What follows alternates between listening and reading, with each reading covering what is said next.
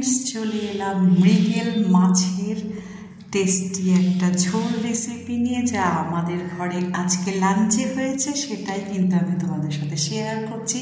মৃগেল মাছ নুন হলুদ দিয়ে ধুয়ে একদম রেখেছি, নুন হলুদ দিয়ে মাখিয়ে। এই যে নুন হলুদ, কালো জিরে, লঙ্কা গুঁড়ো, হলুদ গুঁড়ো, জিরের গুঁড়ো দিয়ে কিন্তু হালকা করে রান্না করব। আর তার জন্য আলু কেটে নিয়েছি, টমেটো নিয়েছি, একটু পেঁয়াজ, যেহেতু মাছের ব্যাপার। তো ভালো করে সর্ষের তেলটাকে আমি তাতিয়ে নিই, ওর মধ্যে একে একে মাছের পিসগুলো দিয়ে দিচ্ছি, ফ্রাই করে নেব। যে যেমন, একটু কেউ কড়া ফ্রাই খায়, কেউ একটু কম, তো তার যার যার মতন করে আমরা সেটা ভেজে নিই। কালো জিরে দিলাম, কারণ কালো জিরে দিয়ে কিন্তু মাছের হালকা ঝোলটা খুব ভালো হয়। তার সাথে একটু পেঁয়াজ কুচনো যদি সোমবারে দেওয়া যায়, তাহলে সেন্টটা কিন্তু খুব ভালো ওঠে। তাতে করে ঝোলটাও বেশি আস্তে আস্তে তেল পেঁয়াজে হলো না, আবার তোমার একটু মাছের গন্ধটাও থাকলো না। তো দেখো, মাছগুলো কিন্তু এপিট ওপিট করে ভেজে নিলাম, আলুটাও ফ্রাই হয়ে গেল পেঁয়াজ কুচোর সাথে। নুন হলুদ গুঁড়ো দিয়ে দিলাম, হলুদ গুঁড়ো দিতে কেমন আলুটা চকমক করে উঠছে দেখো।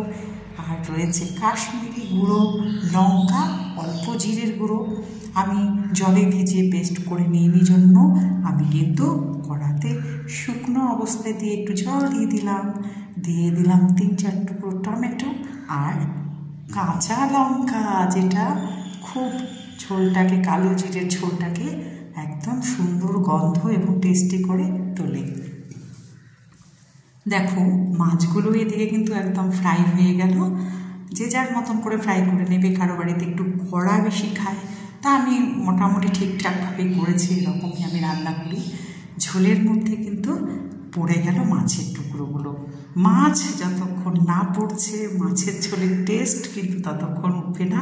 খুব ভালো করে আমি ফুটিয়ে নিলাম, কারণ আলুটা বড় বড় টুকরো করে দিয়েছিলাম, সেদ্ধ হওয়ার একটা ব্যাপার ছিল। যেহেতু তেল মশলা আমি একটু কম দিই, তাই আমাকে কিন্তু একটু সেইভাবেই রান্না করতে হয়।